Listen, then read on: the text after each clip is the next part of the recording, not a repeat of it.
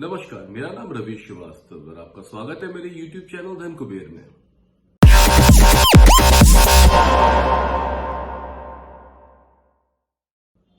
आज की इस वीडियो में हम डिस्कस करने जा रहे हैं एक नए NFO के बारे में जिसका नाम है PGIM India large and mid cap fund.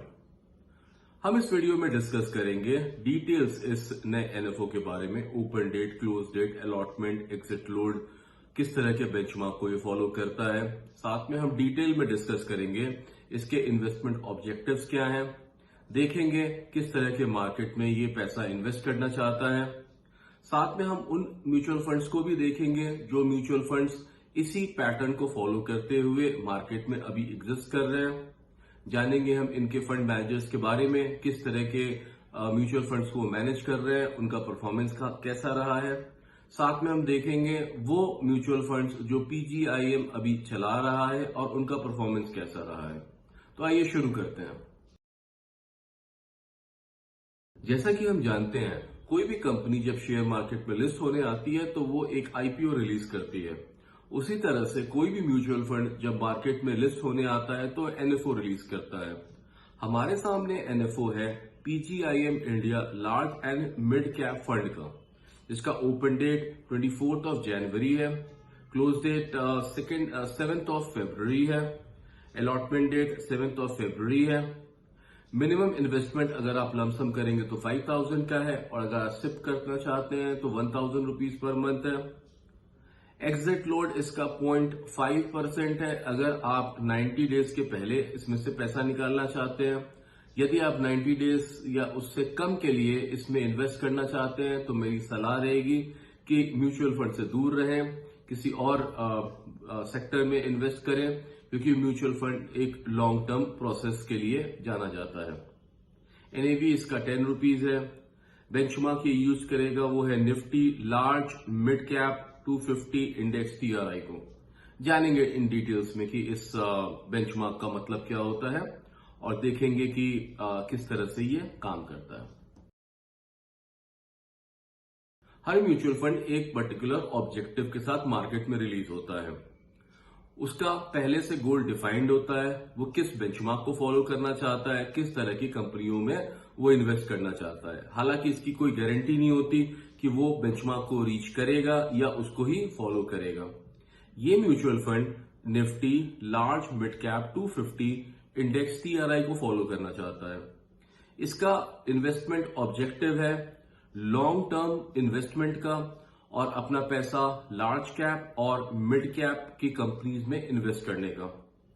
35% of पैसा ये लार्ज कैप में इन्वेस्ट करेगा, 35% मिड कैप में इन्वेस्ट करेगा और बचा हुआ पैसा डेट में और मार्केट सिक्योरिटीज में इन्वेस्ट करेगा। यानी 35% large cap, 35% mid cap, total 70% हुआ।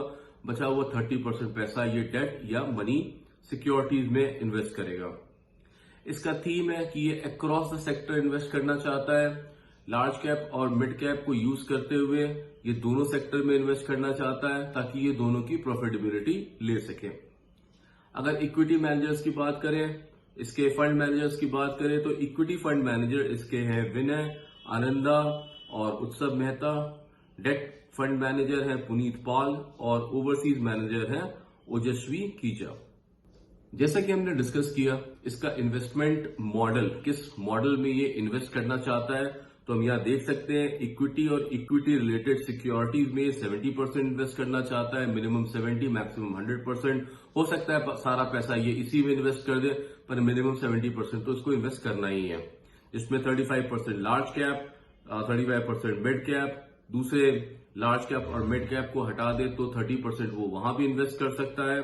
साथ में डेट में और मनी मार्केट सिक्योरिटीज में 20% इन्वेस्ट करना चाहता है।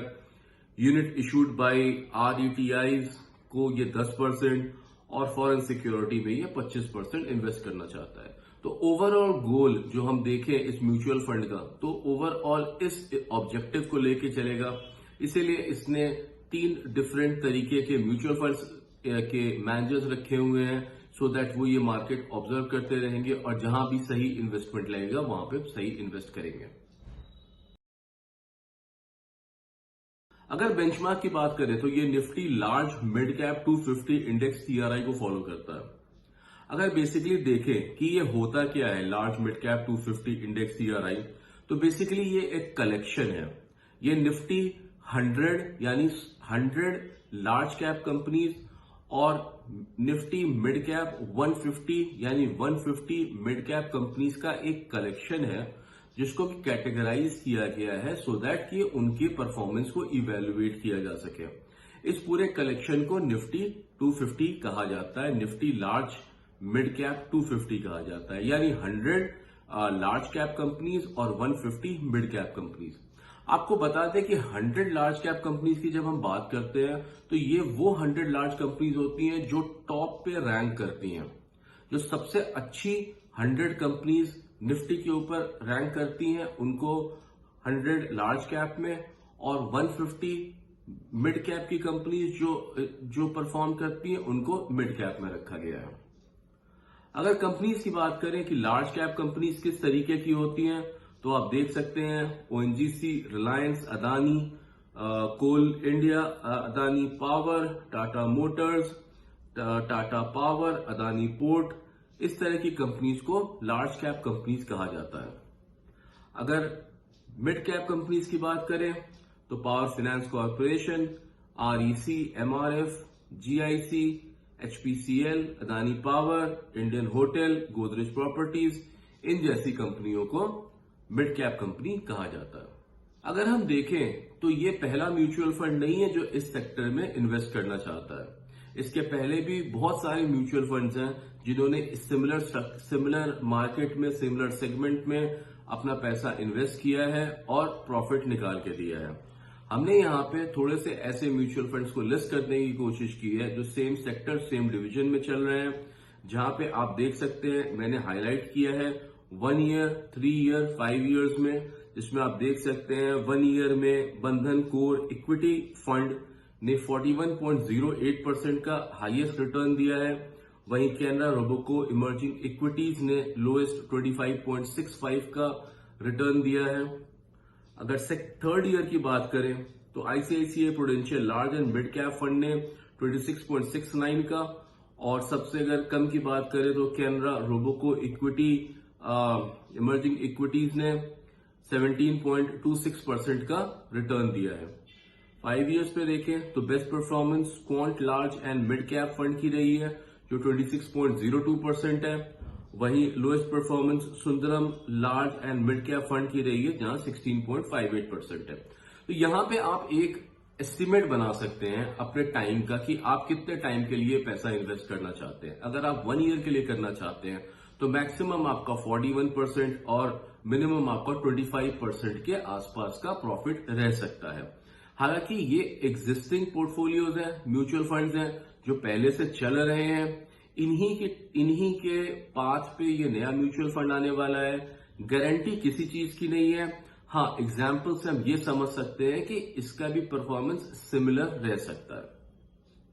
फंड मैनेजर्स की बात करें तो सबसे पहले हम देखेंगे विनय जी को, जिनके टोटल 12 स्कीम्स चल रहे हैं, जिसमें इन्होंने AUM 40,104 करोड़ का किया है। इनके 3 टॉप म्यूचुअल फंड्स में सबसे ऊपर चलता है PGIM India small cap fund growth plan, जिसमें 1 ईयर का रिटर्न 23.93% का है। दूसरे म्यूचुअल फंड मैनेजर हैं जिनका नाम आनंदा है, वो इक्विटी फंड मैनेजर कर रहे हैं। इन्होंने 28 स्कीम्स रखी हैं और इनका AUM 18,999 करोड़ का है। इनका जो सबसे अच्छा म्यूचुअल फंड चल रहा है उसका नाम PGIM India balance advantage fund है, जिसका कि 1 ईयर का रिटर्न 19.79% है। नेक्स्ट जो म्यूचुअल फंड मैनेजर है उनका नाम उत्सव मेहता है, जो इक्विटी फंड मैनेजर है, और इनका टोटल AUM 9,101 करोड़ का है। ये एक स्कीम चला रहे हैं जिसका नाम है PGIM India mid cap opportunities fund direct growth. अगर हम देखें तो इसका 1 ईयर का रिटर्न तकरीबन 23.67% है। डेट फंड मैनेजर इनके पुनीत पाल हैं। पुनीत पाल टोटल जो 29 स्कीम्स इनकी रन कर रही हैं, जिसमें 6,552 करोड़ का पैसा इन्वॉल्व है।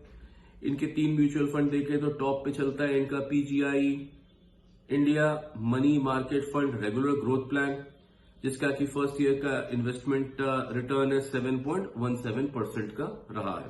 इनके म्यूचुअल फंड मैनेजर है ओजस्वी, जो कि ओवरसीज इन्वेस्टमेंट देखेंगे। इनका टोटल 18 स्कीम्स चल रहा है, जिसमें 1460 करोड़ का इन्वेस्टमेंट है, AUM है। इनका जो सबसे बढ़िया म्यूचुअल फंड चल रहा है उसका नाम है PGIM India flexi cap fund direct growth plan. अगर 1 ईयर का रिटर्न देखें तो इनका 32.68% का रिटर्न रहा है। PGIM इंडिया का परफॉर्मेंस अगर हम देखें टोटल कैसा परफॉर्म करती है, तो हमने यहाँ पे तकरीबन 5 कंपनियों का लिस्ट किया है नाम। हम दिखाना चाहते थे कि उनकी परफॉर्मेंस कैसी रही है। तो यहाँ पे आप देख सकते हैं PGIM India mid cap opportunities fund growth plan, जिसका कि फंड साइज 10,043 करोड़ का है। ये एनुअलाइज रिटर्न 22.05% 1 ईयर, 22%, 22.70% 3 ईयर और 24.80% 5th ईयर में दिया है। आप यहां से डिटेल देख सकते हैं। अगर चाहिए तो 1 मिनट के लिए स्क्रीन पॉज करके आप इनके रिटर्न देख सकते हैं। इस तरह के 5 म्यूचुअल फंड्स हैं जो कि PGIM चला रही है। हालांकि म्यूचुअल फंड ज्यादा है, पर हम आपको उनके थोड़े से म्यूचुअल फंड के एब्स्ट्रैक्ट दिखाना चाहते थे ताकि आपको समझ सके कि किस तरह का इनका रिटर्न रहा है। आज के इस वीडियो में हमने जाना एक नए NFO के बारे में, जिसका नाम था PGIM India large and mid cap fund. हमने देखा इसका open date, close date, allotment date, minimum investment, exit load. हमने जाना इसके बेंचमार्क, किस बेंचमार्क को ये फॉलो करेगा। साथ में हमने ये भी देखा कि इसके इन्वेस्टमेंट ऑब्जेक्टिव्स क्या हैं। हमने जानने की कोशिश की वो म्यूचुअल फंड्स जो कि सेम थीम, सेम बेंचमार्क को फॉलो करते हैं, और थोड़ा सा हमने PGIM के बारे में जाना, उनके फंड मैनेजर्स कौन हैं, और साथ ही हमने देखा कि PGIM के एग्जिस्टिंग म्यूचुअल फंड्स कैसे चल रहे हैं। आपसे निवेदन है कि प्लीज आप इंटरनेट पे जाइए, जाकर के इस म्यूचुअल फंड के बारे में और पढ़िए, जानिए और फिर देखिए कि इसमें इन्वेस्ट करना चाहिए या नहीं। हालांकि हमारी तरफ से सलाह है कि ये एक म्यूचुअल फंड क्योंकि निफ्टी टॉप 100 लार्ज कैप और निफ्टी 150 मिड कैप को फॉलो करता है, तो ये एक बैलेंस म्यूचुअल फंड रिप्रेजेंट कर सकता है। किसी भी मार्केट कैप के ऊपर जाने से इस म्यूचुअल फंड को फायदा होगा। साथ में हमने ये भी देखा कि 30% पैसा ये गवर्नमेंट सिक्योरिटीज या डेट के लिए रखना चाहता है, जिससे कि एक कंटिन्यूअस ग्रोथ मिलेगी। मैं आपका दोस्त Ravi Shrivastava. Please like, share, comment and subscribe. Thank you.